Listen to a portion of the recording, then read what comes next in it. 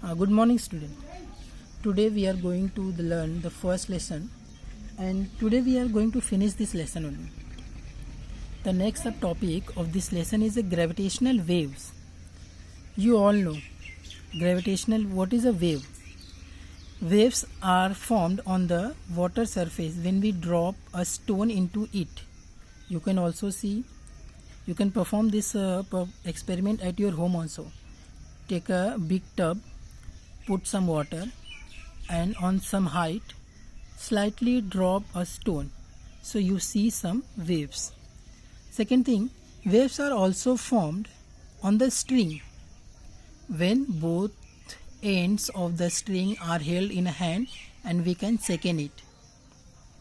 For example, rubber band. When we stretch the rubber band, it will become tight and just slightly disturb this, so rubber band will move and it will form. See, waves are like that, just back and forth motion, up and down motion.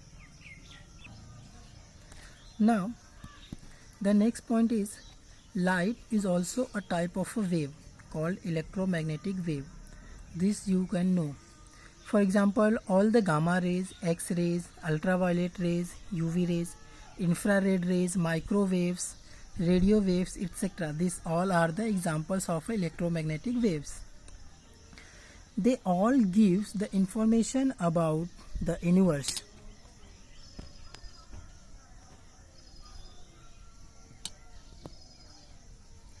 The gravitational waves are very different types of waves from all these three waves, and these gravitational waves are called wave on a fabric of space-time.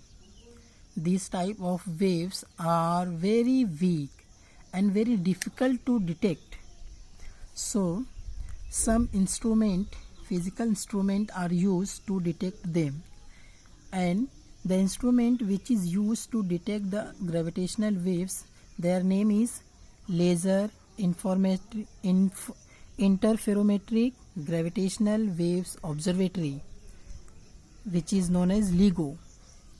L from laser, I from the interferometric, G from gravitational waves, and O from observatory. LIGO is a prominent, means useful instrument to detect the gravitational waves. This discovery, that means the discovery of a gravitational waves, has opened a new path to obtain the information about the universe. But the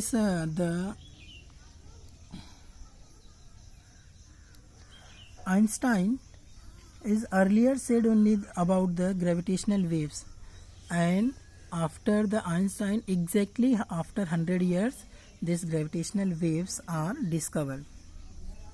Now the next topic is a free fall. When an object moves under the influence of gravity alone, that means on that object no other force is acting on that, only force of gravity is acting on that, then it is said to be falling freely or free fall. And for free fall, we can just calculate that initial velocity is 0. Why? Because just assume on some height we hold a piece of a stone. So when we hold that, its velocity is 0.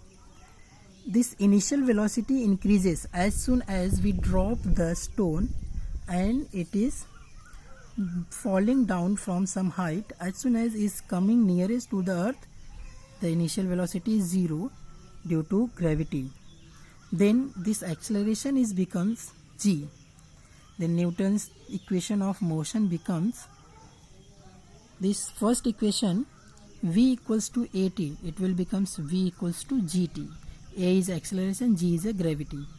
S displacement is half into at square, so displacement will becomes half into gt square.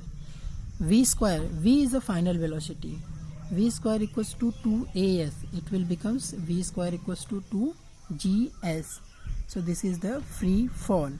Definition is most important. I repeat the definition. When an object moves under the influence of force of gravity alone, then it is said to be freely falling. Now come to the next point, gravitational potential energy. You learn about the potential energy in the last class, in 9th standard only. And the definition is the energy stored in an object because of its position or a state or a motion is called potential energy. See here, equation is given. If m is the mass of the object, h is the height of the object from the ground, then the potential energy is mgh. M is mass, g is a gravity, h is a height, and we all know g is constant. But if h is higher, greater than the radius of the earth, then as soon as height increases, this sign means increasing sign. As soon as height increases, gravity decreases. So for infinite distance from the earth, this gravity becomes zero. As soon as the object moving above from the earth, the gravity of force of gravity is decreases. At some time it will become zero. In this case, potential energy is zero. So therefore we can say for more greater height, potential energy less than zero, that means it becomes negative. So our formula will becomes potential energy equals to minus. Why minus? Because h is greater than radius of the earth. Gmm upon r plus h, where capital M is the mass of the earth, capital R is radius of the earth, capital G is gravitational constant, small m is the mass of object, and small h is the height of the object from the surface of the earth. Then the last subtopic of our lesson is escape velocity. See, we all know when we are throwing any object upward the direction upward from the earth, then it moving some height and after that fall down. But if we are continuously increasing the initial velocity, so it will continuous going some height. So when sometimes the object will escape the earth and will not fall back, that type of energy velocity is known as the initial velocity. And for the definition, you can say the velocity of an object. This definition is most important. You can write this definition: the velocity of an object due to which it escapes the earth forever and will not fall back on earth is called escape velocity. This escape velocity we can calculate it also by using the principle of conservation of energy. So just assume in the first case object is on earth